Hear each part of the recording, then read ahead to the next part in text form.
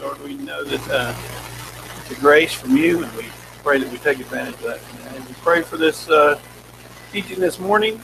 We pray that you would allow me to preach or teach the word today, and we pray that their ears and eyes will be open and then be worship to you. In my name we pray. All right, let's get started. The last week of the cost, and I got 3 people in here, other than the elders. Good, that's funny. But anyway, it's the last week of the cost, the book and the cost. They actually told me to do all 3 chapters, so good luck for me, right? And but anyway, hope you got your fast hearing aids on, because we're gonna go through this pretty quick. But wanted to start out with just reading in context of what we're talking about. Jesus has a large group following him. He's basically about to tell them what it takes to be a disciple of Christ, and very important for us to understand this in context. That there's all these people following after Jesus. These are people that are trying to follow after what Jesus is doing. They're seeing great things that he's doing. He's wanting to let them know that it's hard to follow him. It's not easy. He's wanting to turn away those that are false converts, which we have many of in our churches around the world. So start out in chapter 14 of Luke, verse 25. I'll read it to you. A great crowd accompanied him, and he turned and said to them, "If anyone come to me and does not hate his own father, and mother, and wife, and children, and brothers, and sisters, yes, even his own life, he cannot be my disciple. Whoever does not bear his own cross and come after me cannot be my disciple. For which of you desire to build a tower does not first sit down and count the cost, whether he has enough to complete it? Otherwise, when he has laid a foundation and is not able to finish, all who see it begin to mock him, saying, this man began to build and was not able to finish. Or what king, going out to encounter another king in war, will not sit down first to deliberate whether he is able then with 10,000 to meet him who is against him with 20,000?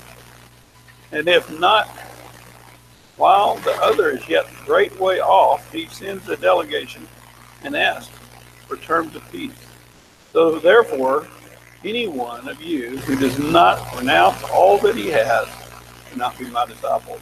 And this portion at the very end of the part we're going to be looking at today, right at the end of that, it says, "Salt is good, but if salt has lost its taste, how shall its saltiness be restored?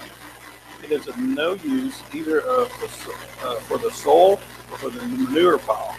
It is thrown away. He who has ears, let him hear." I'm sure after these people sat and listened over and over to Jesus talking through these things and saying, what does it take to be a disciple? They were probably thinking, when is this sermon going to take a turn? When is it going to get easier? Because right now I don't feel very lifted up. I don't feel very encouraged today. These people are thinking. If you're out in the congregation and you got somebody that's constantly throwing to you these hard things, that if you're going to be my disciple, you got to, get to where in your life, your own life is in comparison to love for Christ is hate. And if your love for your family, even though you should love your family, in comparison to Jesus' love for him, it should look as though you hate. In other words, you would deny each and every one of these people in your life, including yourself, to do what he asks you to do. Whether it be going overseas to live in a foreign country, your life expectancy is probably a couple of years. Whether it be taking your family with you, do you love Jesus as much? Is what he's saying. And they're probably sitting back, going, he's going to soften this up anytime. He's going to give us a little break here in a minute, but he doesn't. He gets even more. He just keeps going with this. He don't end on a soft note. And Jesus was many times in his teaching. And, we come to church and what we're expecting to hear from Brent or somebody, we're expecting them to give us something to go home with a smile on our face. I mean, that's our world that we live in. We want that. And we should get that. But sometimes as we look for that, or a preacher tries to preach to that, what happens is we send people home with a false assurance of their salvation. They got that comfort, but they never had that part of the gospel that kind of turned them where they had to turn and look at themselves and see, is this really me? Is this worth it? Is it? And that's what he's doing here. A lot of us are going to walk away thinking, how can I go home this week and meditate on that this week and enjoy that? Well, there's a couple ways we could if we're true believers. That's not a hard thing for us. When we hear the words of God, when we hear the words of Jesus, we do not shrink back and go, oh, that was terribly hard today. No, that we don't, because why? We have the Spirit of God that lives within us, and what does it do? It allows us to love what Jesus loves and hate what Jesus hates. If we're true believers, this idea of denying ourselves is not a problem. It's not a problem for me to deny myself because I love Christ. And he's given me a spirit that wants to do that. These people that are going to deny themselves, those people that will back off and say, I want to, I don't want to deny myself. We have to ask, do they have that same spirit? And they have to ask the same thing. So basically, you think about this, you're thinking this sermon is going to get easier somewhere. You're thinking Jesus might come in there at the end and go, you know what? I'm going to meet these people halfway. They do a little, I do it. That's what you're thinking. It's going to at least get a little easier, but it doesn't. He's not going to soften his message. He's not going to make it to where people walk away with a watered down salvation story. They're not going to walk away going, I really don't have all these attributes that he says I need to be a disciple. But, the pastor right at the end really kind of encouraged me, made me feel better about this, so I'm probably okay. And they wind up, what do? They wind up walking into heaven, or that's where they think of it. And Jesus says, many people come to me on that day and say, Lord, Lord, because I think you do his name. So how many times do we want to comfort everyone in our church to the point where we're not afraid to tell them the truth? And, we get this straightforward comments from Jesus. He's demanding them, this is the way it is. You must follow me this way. He doesn't soften it. He don't give a lot of excuses either. He doesn't do that. He tells them the truth. I like what it said in the book. What he said is not hard to understand. It's not hard to understand. It's hard to swallow. And that almost sounded like lost in there for a minute when I said it. But seriously, it's not hard to understand what he's saying. It's hard to swallow.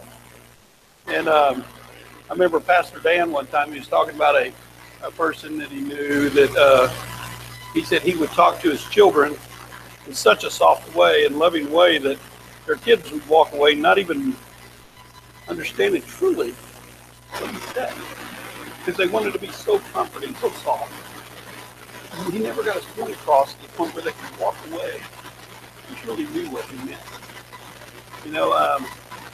I've been actually, this has actually been said to me. Jesus is about as subtle as a train wreck. There's no questions asked. There's nobody going to sit here and go, at the end of this, and go, what did he mean by that? We're not going to sit back someday and go, no, I read that. It's really hard to understand. He didn't do that. He was very straightforward and to the point. Why was he so harsh in this area? Or what we see as harsh? Why was he so harsh? And I don't see it as harsh. I see it as, it's like we go share the gospel. Why do we tell them the hard news of the gospel? Why do we leave them in limbo when we leave the lost? Is that loving? Is that caring? Of course it's caring. Of course it's loving. It's because Jesus did. He wants to make sure there's no false converts. He wanted to know anybody that's going to come after me must deny themselves. That's what he's saying. And as we've read through this book, and again, I didn't tell y'all, but this is the last teaching on this. Everybody's like, yeah, we know this verse pretty good. But what we want to do is realize that Jesus is very, very serious about what he calls for. And you know, anywhere you go, there's lost people in your congregation. There's lost people everywhere. You know, we got people, Denny Helms comes to mind, and I know some of y'all guys know this guy, but he was a Christian for many years, and I don't know what his age was, maybe 40 or close to it. And he was sitting in a congregation, dance preaching. This guy served more than just about anybody in the church. You know what? And he, during the sermon, just uncontrollably lost it. And why? Because he knew he wasn't saved. And now that he was unbelievable. It was on point for him. All of a sudden, all the things that Jesus is talking about, those things of denying yourself, denying your family, denying everything, is gone. Every bit of it is gone. You realize I don't have love for my family as much as I do for Christ anymore. Now I have more love for Christ than anything. Everything else in this world is more important. I mean, Jesus is more important than everything else in this world that I have. So again, we can have a lot of people lost in the crowd. So again, reading through this message is a good thing because it may cause people to examine their own lives. And again, nobody's going to walk out not understanding what Jesus meant by all that. I mean, nobody's going to walk out and go, I don't know, when y'all read this, these passages, did you have any doubt in your mind what he was saying? No. There's no spiritual wild meaning that, you know, that doesn't mean what it says. It means what it says. It means that if you're not willing to do these things, if you're not willing to sacrifice, you're worth your weight in salt. And that's where we are today.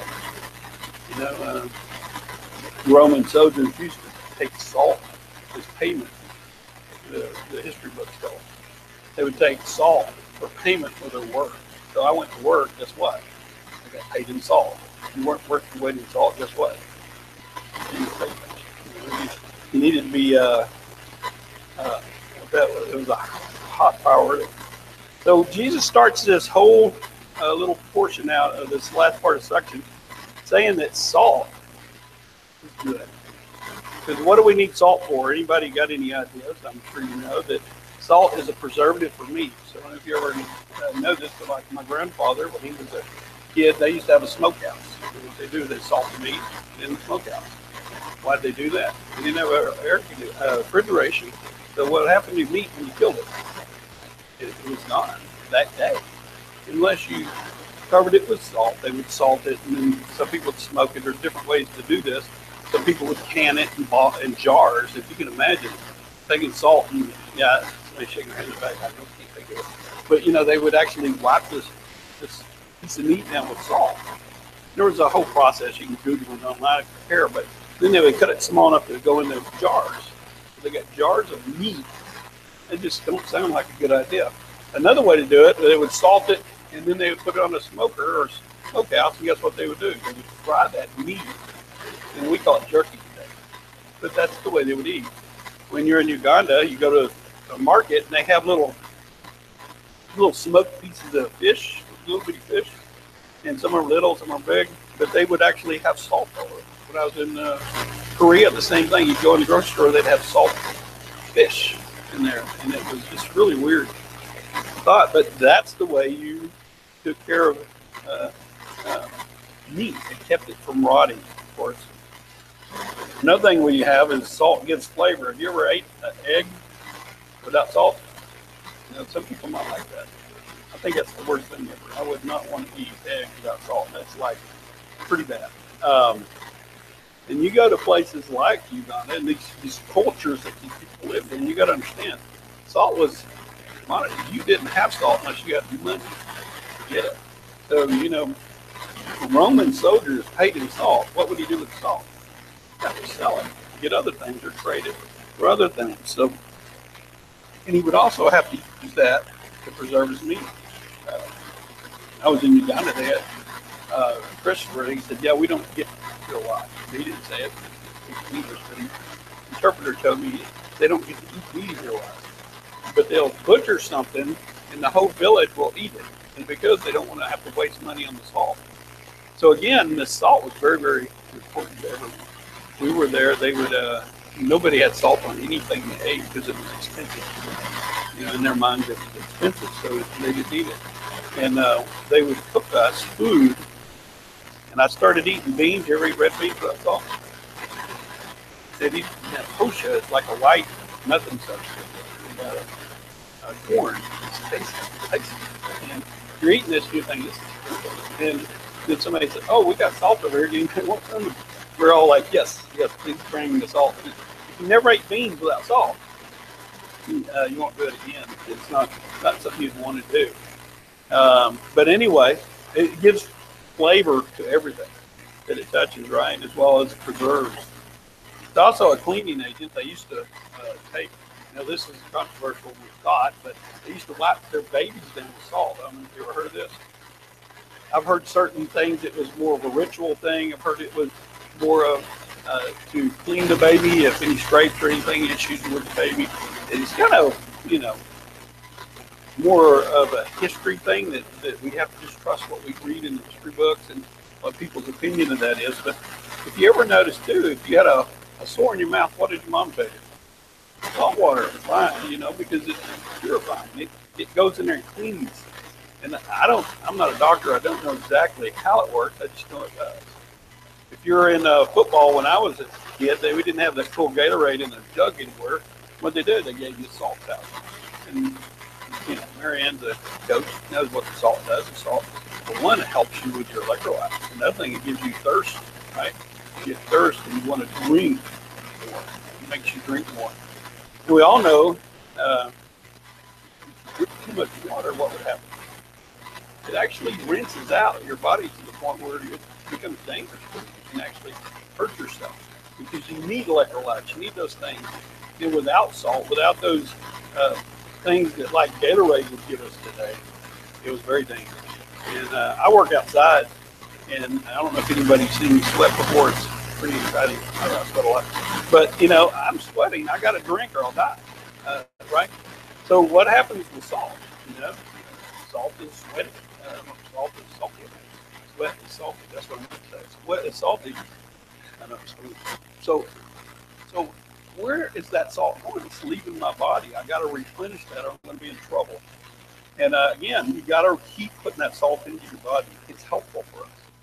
It's good for us. And honestly, you wouldn't want to do this. You didn't have to, but if you had a wound on your hand, salt would be a great way to put on there. I know that sounds rubbing salt in a wound, open wound. It seems like a bad idea, but the deal is what it does is it heals by osmosis. Is what it does. That's kind of weird. It actually causes the moisture to push through the cells and come out. And what happens is it cleans that cell. So next time you get hurt, don't put salt in it. But if you did, it would help kill the pain. It would help, not the pain, but the sore. So salt has a lot of good. So when he said salt is good, these people knew that. These people lived in the world. We live in a world where salt's added to everything. We open a can of green beans, it's got salt in it most likely. If you didn't get the ones with salt, you probably wouldn't like it because it's so they knew what this meant. And they were so poor in these cultures, a lot of them, that they couldn't even purchase this stuff. So imagine how important it was. So when he was using the term salt, it's very important for us to understand. Also in the Old Testament, you read through the Old Testament, many times was salt part of the situation for sacrifices. Did you know they had salted the meat before they cooked it in the put it on the altar? They would salt the meat when they boil it. They put salt on it. And there was also a covenant keeping aspect of it. I don't understand that. I've read about it. I just don't understand. But salt during the covenants was actually used for those covenants. That's part of their covenant. So again, I don't understand the the reasoning behind that, but that's what it was. Read the Old Testament and write down every time you see the word salt pop up. It's a lot. There's a lot of times salt was used. So it's not just healing and tastes good and those kind of things. It's also a covenant keeping situation as well. So you got to look at those things. Now, in Scripture, we don't really know for sure exactly. We can't be absolutely dogmatic. There's another lost media. Dogmatic about doing that, right? We can't say this is why Jesus called this out, salt. But we know the principles of salt. We can kind of understand what he was trying to tell us.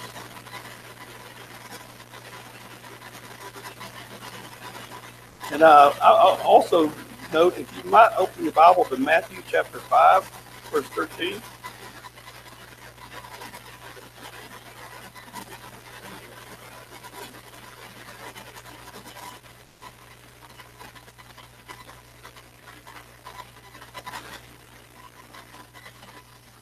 Did y'all learn more about salt than you ever want to know today? I hope so.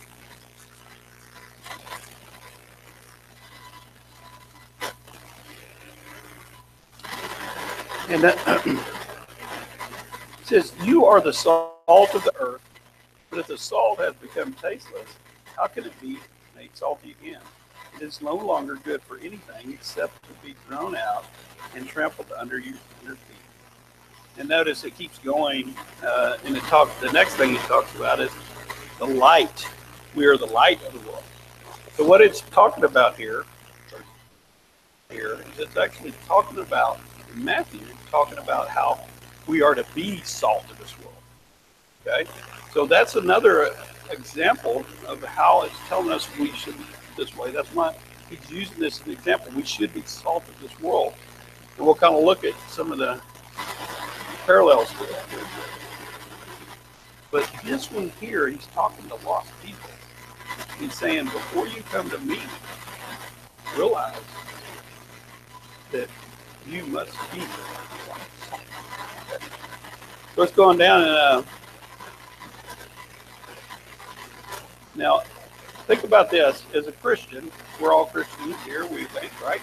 We believe that we're Christians. So what is some salty aspects? What would be some salty aspects of it? We're preservatives in this world.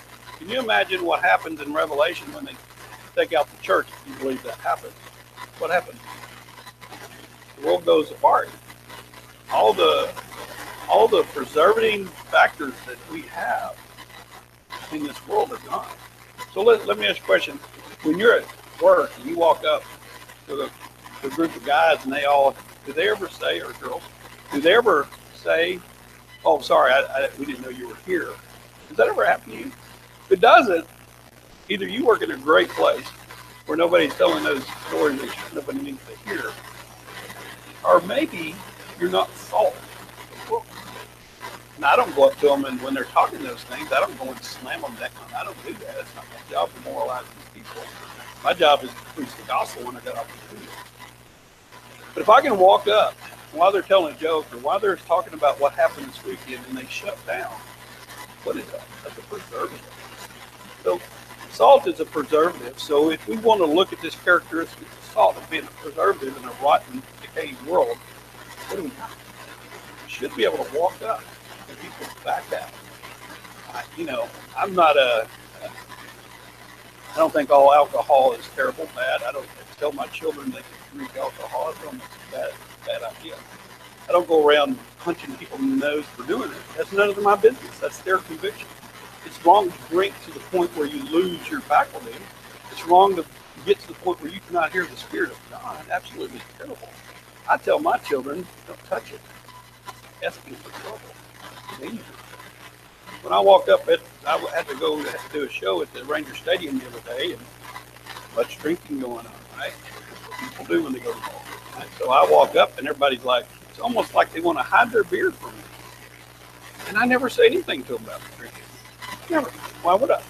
But it's the idea they believe that this is so wrong in their mind, and then they see me, and they think, here comes the salt. And here comes the salt. I'm in an open wound in their hands, in their minds. Well, I'm in the way. Now, people know me. I've sat around and deal with people all the time, and they're just, very vulgar, very rough people I deal with in the construction world. I don't go around and every time they say a bad word, I don't do that. Shame on you. I don't do that. Why? Because that's what lost people do. Lost people act that way to do things that we wouldn't do. I don't do that. I look for an opportunity to tell them the gospel. Once I tell them the gospel, they know what led to where I'm at. They know where I'm at. Maybe I don't tell them the gospel today. Maybe I'll tell them next week. Maybe I'll tell them a month from now. Whenever I do. But they already know where I stand when they first meet me. There's a preserving factor in my life. And my question would be, when we're looking at these people, they're coming down and they're following Jesus, and he's saying, unless you be salt.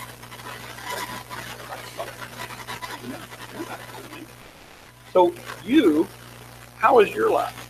Think about that. When you walk up to other people, do you fit in, or do you salt?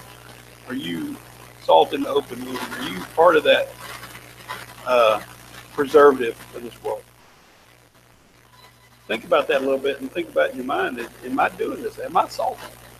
Have I lost my flavor?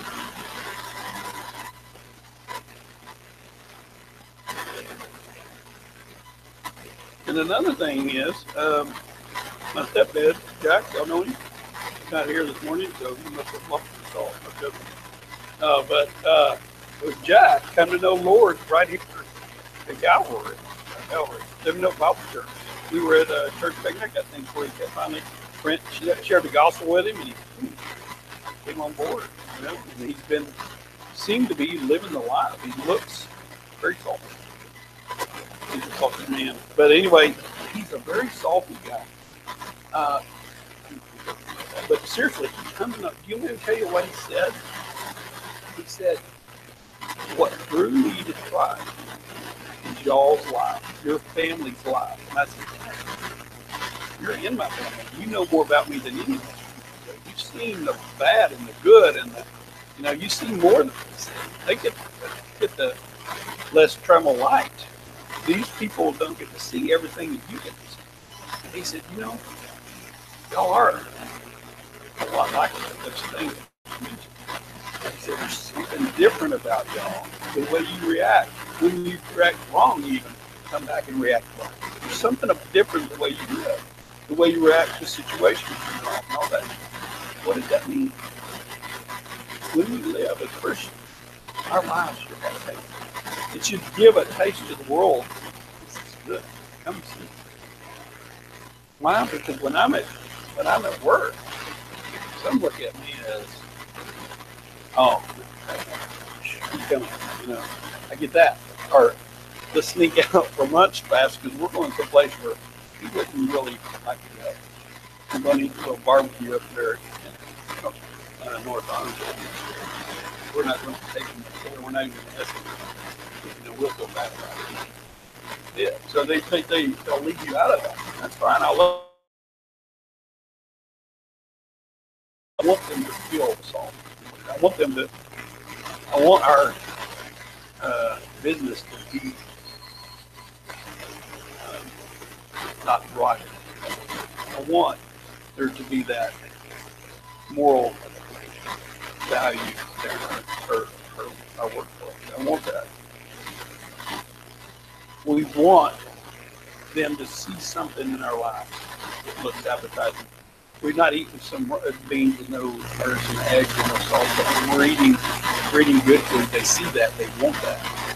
Because that's who you are. They can see the difference. I had some friends of mine down in Houston that work for me, and they're working on traffic signal. I got a real good friend of mine I've known for years, a Christian man, John Black, his name. I said, John, can you go by and help them out? They need some help with your product. And I can't get down there. You go help them. You bet. So he takes off down there. And when he left, I called my buddy in there and said, hey, how'd it go? Oh, man, he was just right on it. Straight to the point. We were in and out there, no problem. He said, it's real weird. He's a lot like you. Me and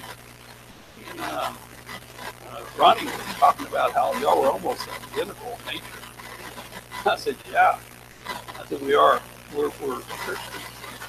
Now, Ronnie and Rachel don't know Christ, but I think they're starting to look. But, they see something about it. So if we're truly Christians, what are we going to do? Well, we're going to be appetizing. Not only are we going to be appetizing, we're also going to be very much of conservative in their life. They could live like they want over here. They could be rotting away in their sin. When they're around us, what happens? They quit. They know we're different. They know that. So when Jesus is talking about the salt, don't think any of this is not in their mind. It's absolutely in their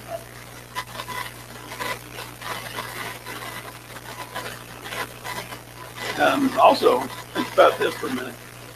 Jesus never called us, and this is straight out of the He never called us to be the sugar. Don't be the sugar of the world, but be the salt. Sugar's nice, and I think we should have sugar in our life. I mean, we should be sweet. Well, it tastes good and all that, but that's not what he asked us to do. He asked us to be the salt. We should be loving. We should be caring. If you're having a hard day, I know it. You'll be the first one to try to help. I may not know how to help well. You're struggling with some issue in life. More than likely, if you come to me, I'll drop everything I got to do it. I'll try to help you. There is sugar here. It just makes sometimes not look like it. Maybe a little salty sugar. With the taffy, salty taffy, probably taffy chemical.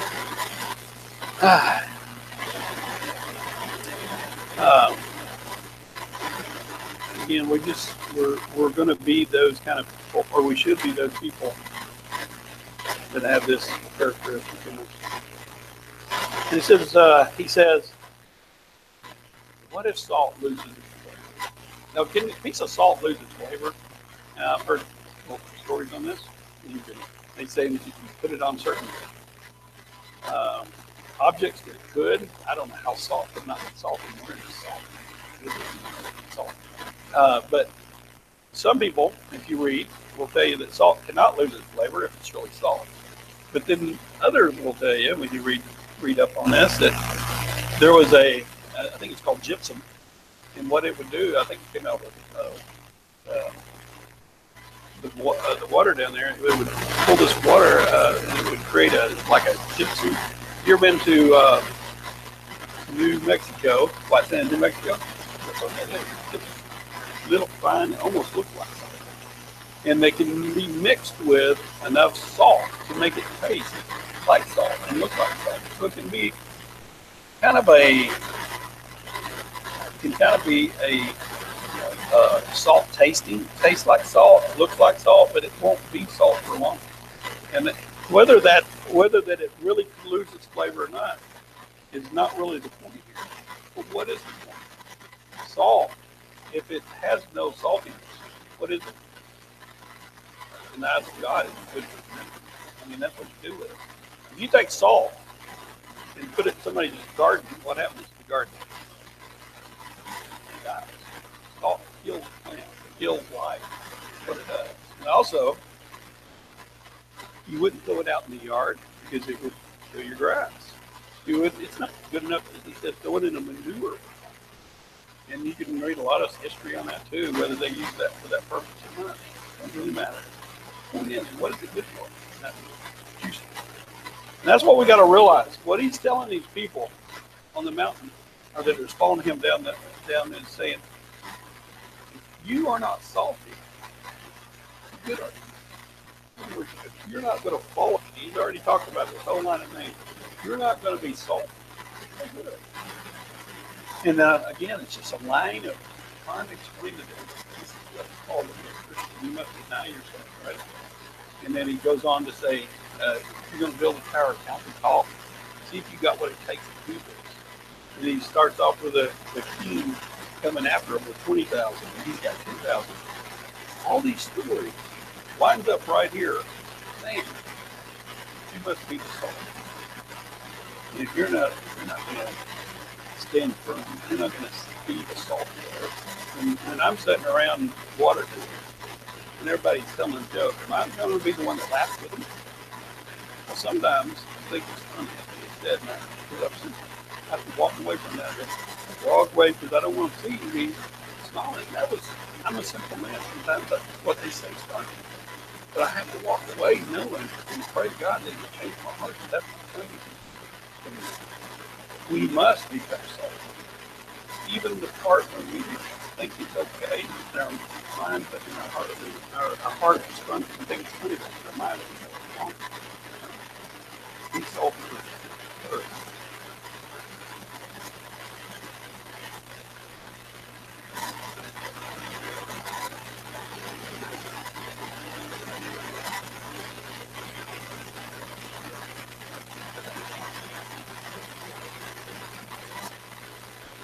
Now, we know in our churches we have lost people. We know that. We talked about that again. And that's what this all been about. This was a church that was following Jesus. A group of people following Jesus. And what is the church? People following Jesus. So we have people right here today, maybe here in this audience, that don't know the Lord Jesus. They may look like Saul. They may sound like Saul. They may sometimes taste like Saul. But the reality is, some of these people, that's all it is. It looks like it. So what happens when they walk up to that water cooler and that situation is going on? What do we do? Well, a true Christian will hopefully repent of this and turn from that, turn away from this. What about somebody that is not a Christian? They may turn from it just because of pride in the fact that I'm a Christian and I'm not supposed to do those things. I don't want everybody to see it. They may be like the Pharisees. They may look saltier than anybody on their flock. It's a false salt. Eventually it will lose its way. Another thing, they won't look very appetizing because they're doing it out of the wrong. They're doing it so somebody else can. The thing about this, most people, they're false, wait, watch. What happens to the salt? Watch long enough, the saltiness goes away. So again, there's going to be those people in our churches. There are people on that hillside that day that did not know Jesus. And guess what? When they finally heard the truth, I bet some of them probably stuck with him. Like they do today. Stay with him. Again, he just keeps on talking about the fact that they have no use anymore. These types of disciples have no moral influence in this world. They have none. They come in here, they'll look the part, sound the part, but when they go out in the world, they have no way to help this world see that their things are wrong. No way. They'll go be the ones to go and tell the gospel. Forget, oh, by the way, you're sinners. Why? They're not being insulted. We hear people all the time on the street. And they say, what you're doing is a little harsh. We go down. This was love. There's osmosis going on here. We're trying to heal you. You get the point. That's what we're trying to do. We're trying to heal the wound. So again, is it bad? No.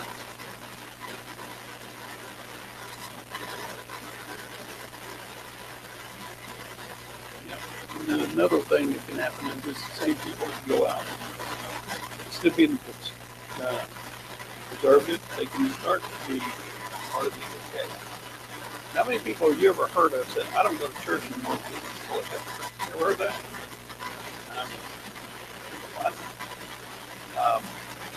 I hear that a lot.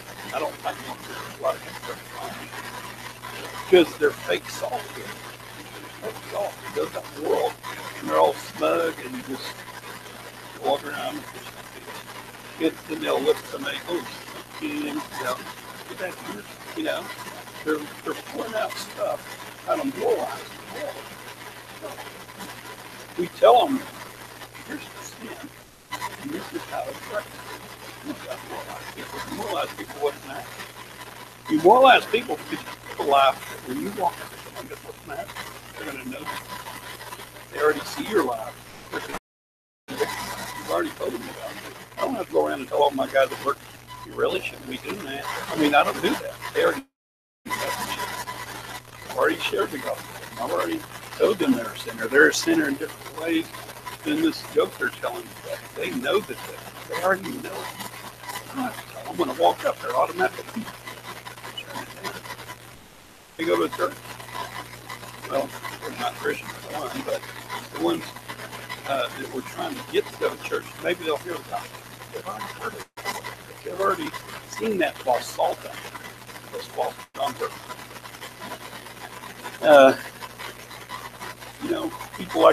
People like that, they don't have zeal. They don't go out and add taste to the world. They don't. They're just unsalted.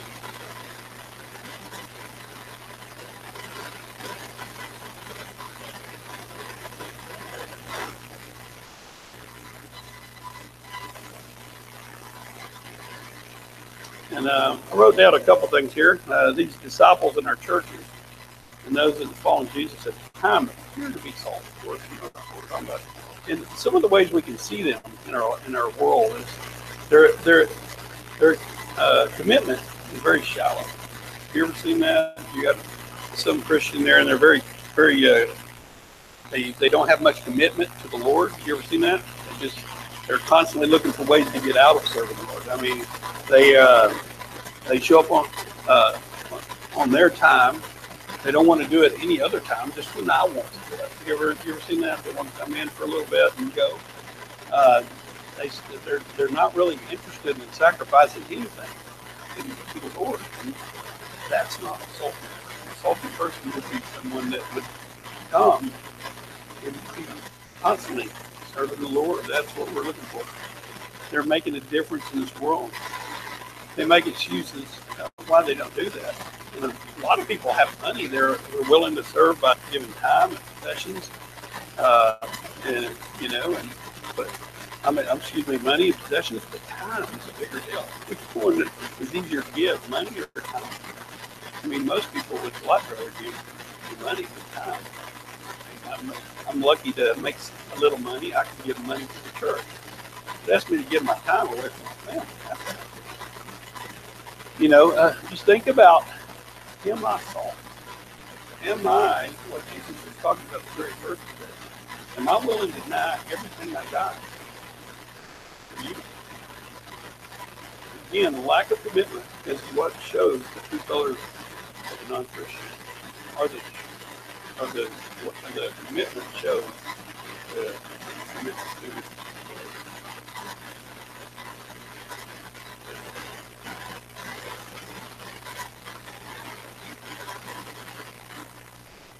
Now, another question is, can we re-salt? Can you be re-salted? Can you lose your flavor and then get it back? Can you ever do that? Can salt lose its flavor and then be re-salted? Is there any process we can do to get that back? How can you re-season it? How can that be done? Re-salt cannot lose. One, it can't lose the salt. Real salt, I don't believe, can lose the saltiness. So if you're a Christian, guess what? You're going to be salty. There's no way to lose it. It's not a matter of somebody coming to Christ and not living up to the standard. What we're talking about here is we're talking about people that never were Christians. They're going to come and try to be salt, but they won't make it. It won't be true life. These disciples are not in danger of losing their salvation. Remember that. They never had it before. And again, you can't lose what you never had. The pressure of these world will show who these people really are.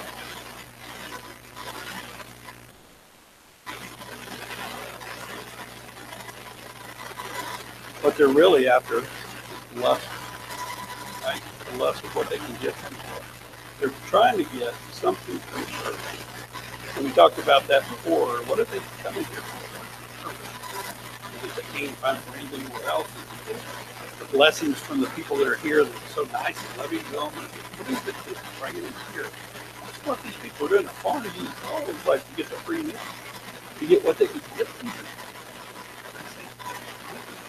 You're not one of these people.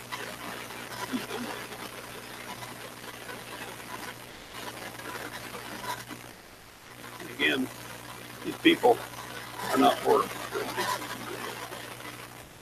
Jesus talks about it in different ways throughout the Bible. And what does he talk about? Frozen and frozen.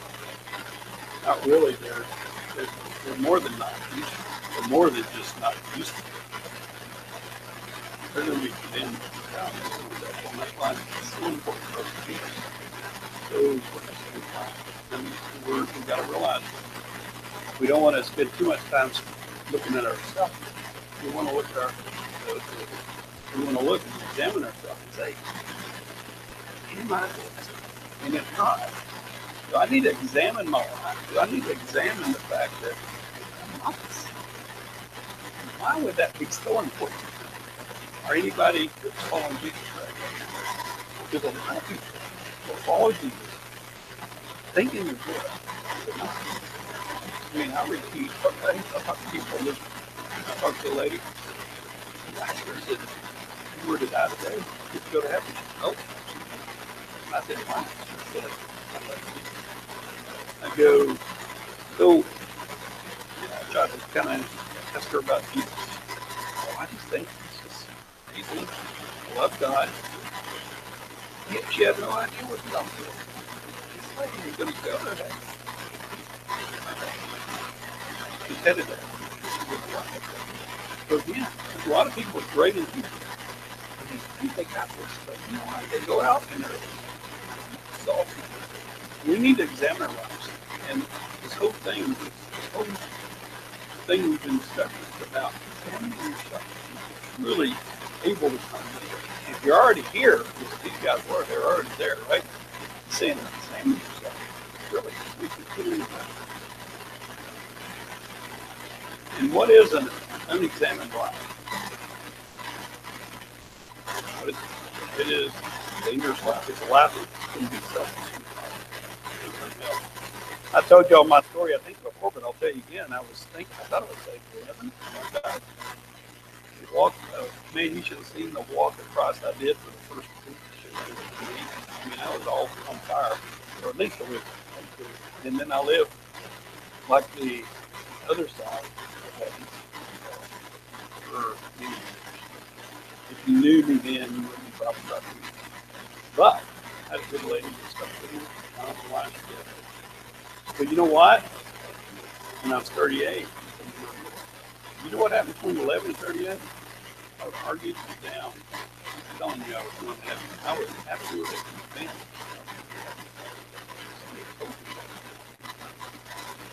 Somebody said, you believe in Jesus, you're going to heaven. I didn't believe him. Not to the extent I pretended, but I did believe that there was a lot of people in our churches right now do the same thing. They're coming in, they're getting their little vaccination for Sunday. They're going to get their Sunday. You don't see them again. There's no dedication for the Lord. They don't do anything. They don't do nothing for the Lord outside of coming here and sitting in the pew. There's no salt in their life. You go watch them work, what do they look like?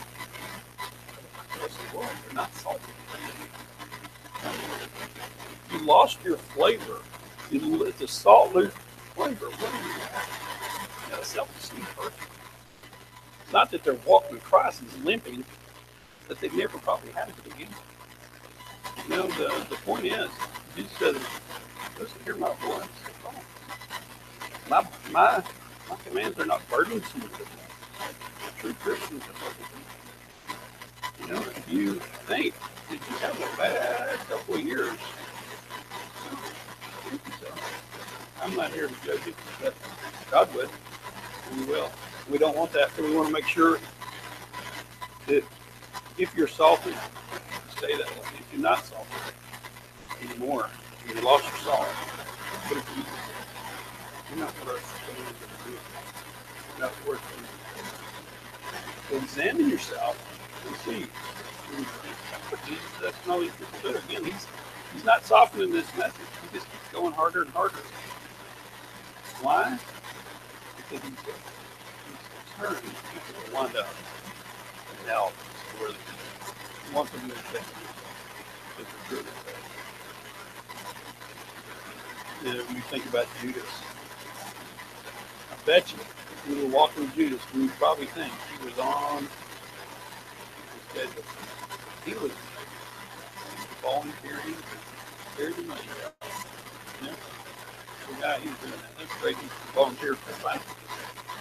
And no telling what else he was. Seriously, he's probably right on target with everybody else. They're probably shocked. But if you followed him around in groups of unbelievers or in his own life, you might find out he wasn't very helpful. Of course, he was over here, he acted a certain way. He went over here, he acted a different way. He was not very helpful. And again, what happened to Judas? It wasn't he lost his salvation. People think he did, and there's no way to lose his salvation. It's pretty good with God. But what happened? Never was salvation.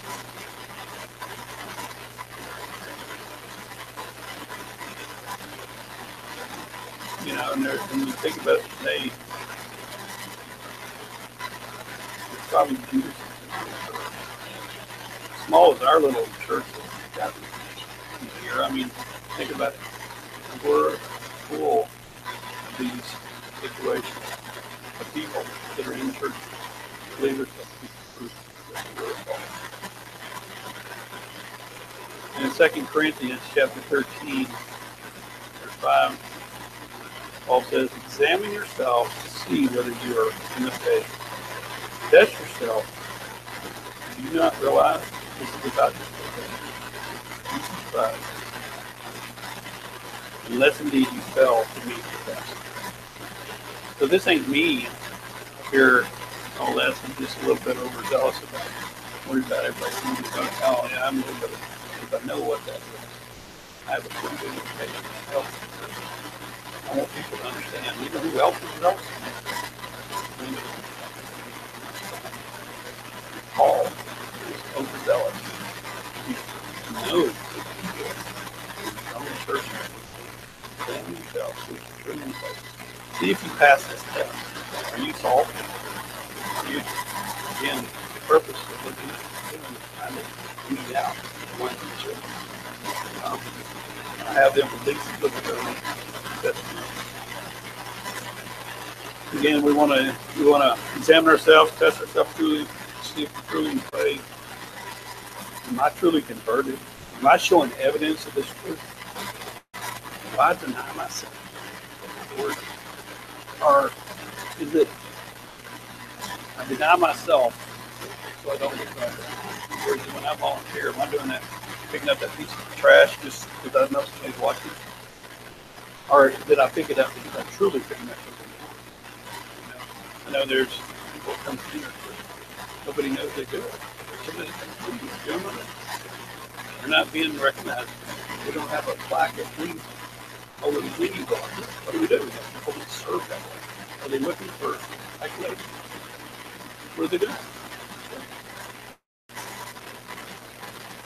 So again, examine yourself. When nobody's around, what are you in the Word? Are you when you got somebody in front of you? Are you trying to help them see the gospel? If there's someone of your friends that's living outside where they should be, are you trying to drag them back? Or what are you doing in your life? What are you doing? Are you doing these things just so you don't look bad?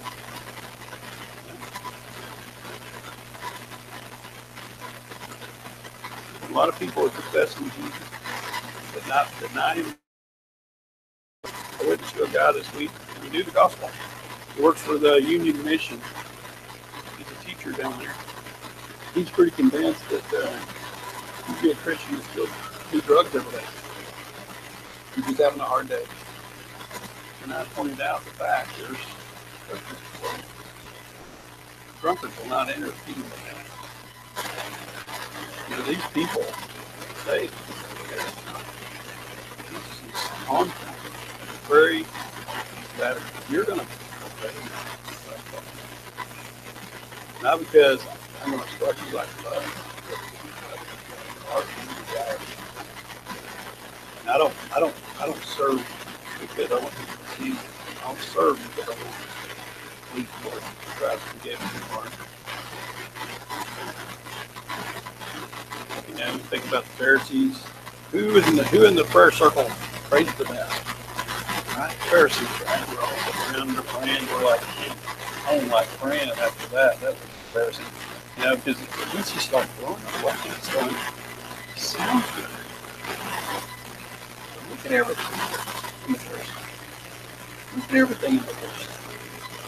Am I that person? Am I the one that prays better than everyone here? Am I the one that does all these things? Do I know more scripture than anybody in the church? Am I really denying myself? What am I doing? And we always understand that in the crowd, of course, it doesn't have to be rare today. You probably have lost it. And if this is you, if you're thinking to yourself, maybe I'm really not salty. Maybe I'm not real salty.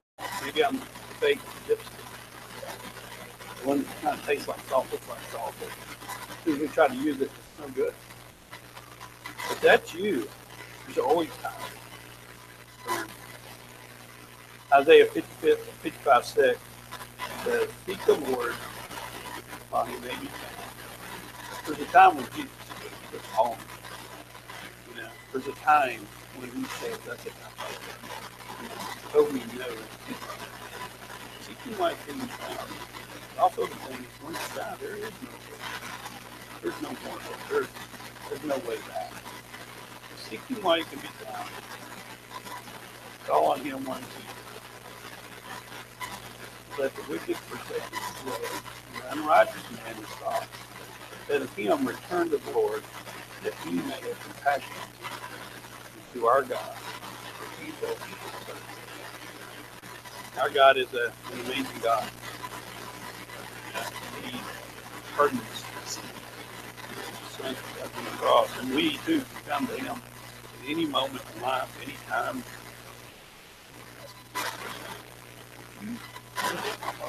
See if that's, I feel like I'm salt in that flavor. I feel like that's me. That's me. Examine your heart. Examine my heart. And they cry for mercy. I mean, cry for mercy. How to save you. The Bible says at the end of that verse, it says, those that have ears to hear. Heard that. What does that mean? Everyone heard everything he said. And like I said in this verse, probably people hear me. They, you know what I'm saying? I'm not sure what I'm saying. The part about the Word of God, there's no doubt. It says here, who has ears, let him hear. If you have ears, hear me talk. That's what you got to ask yourself. Not hear that. Why couldn't I? The Spirit's one place. We don't have anything to do with it. It's not that we need to get real salty and it comes along. Who gives us the ability to be salty? The Holy Spirit comes upon us, lives within us. If I'm salty, I'm giving you it's not a buckle it down, let's get salty. We're not going to do better. We deny ourselves. Yes, we have to do our work. Go share the gospel. I got to walk out the door to go share the gospel. I got to do that. I got to walk out and share the gospel. You get the entire morning. Keep it on my part. Picking up the piece of paper. Somebody's left in here and you get the board.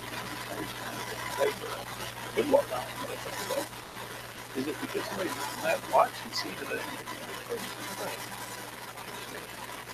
we get tired of it? Of course, that's about getting that. You know, we need to present ourselves. Stick with the faith. God, give us spirit. ourselves. The Bible says, Romans 10:13, for everyone who calls on the name of the Lord shall be saved. What that means? What much? I always tell people like this. You're fighting a battle against foreign key. You've done that for years. You finally walk up and say, hey, I'm here. I'll be your friend now. You're going to chop that up. You walk up to somebody and fight this thing. What's going to happen? Harden. He's going to fall on his face. It's like I was falling my face before. Falling when you take it. Fall on your face. Let's pray and we'll pick up a little bit here. Heavenly Father, thank you, Lord, for allowing us to come today. Pray, Lord, and thanks for your word and what it